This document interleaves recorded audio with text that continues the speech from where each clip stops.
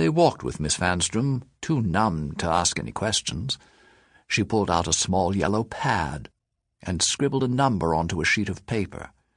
She handed the sheet to Simon. "Here, this is the apartment you want. See the man who lives there, and he'll give you a bit of information.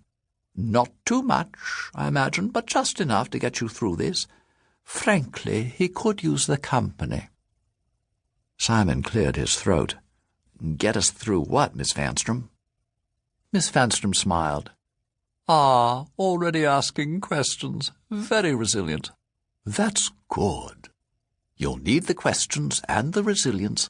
Miles to go, miles to go." She herded them toward her office. "I must say I'm quite proud of you all so far," Miss Vanstrom said. "You've handled yourselves admirably. Quite.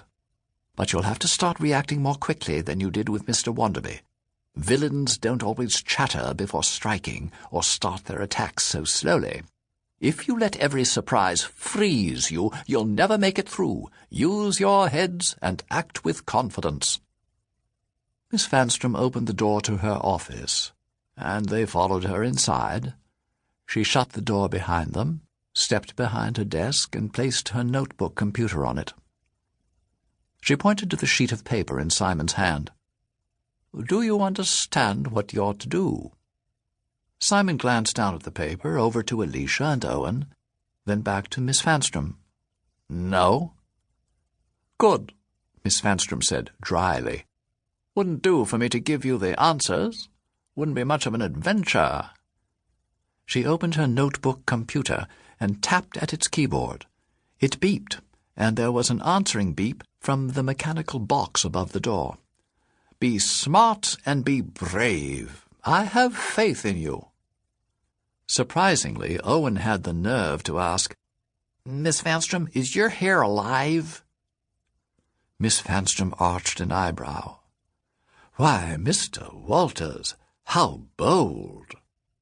She winked and gripped the sides of her tower of hair. She wriggled her fingers into the base of the hair and lifted. The entire column rose off her head, revealing a mechanism at the bottom. It was a machine. Underneath, Miss Vanstrom had perfectly normal hair, though it was cut very short. She winked. "Yet another useful device for someone in my position." "Your position?" Simon asked. Miss Vanstrom replaced her mechanical hair. "Yes, Principal." She pointed to the door. "The exit is that way. Off you go." Simon, Alicia, and Owen nodded, a little uncertainly. They opened Miss Vanstrom's office door, and behind it saw an unfamiliar corridor, with dull grey and black carpeting, off-white walls, and several brass fixture lamps mounted along it. It definitely wasn't part of the school. It looked more like the hallway in an apartment building.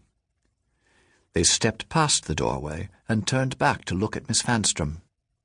She waved her hand forward. "Go on, ahead on the right." Still confused, Simon led Alicia and Owen down the hall. Miss Vanstrom's door shut on its own, and when the kids turned to look, it had vanished. Simon took a deep breath and rechecked the paper in his hand. "This is it, number 106. He knocked on the door in front of him. Nothing happened, so he knocked harder.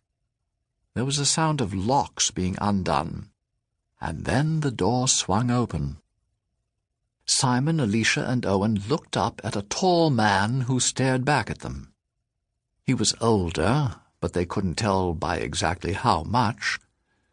He had dark brown hair, with many strands of white throughout, a pair of thin spectacles pushed forward on his nose, and faint lines on his face.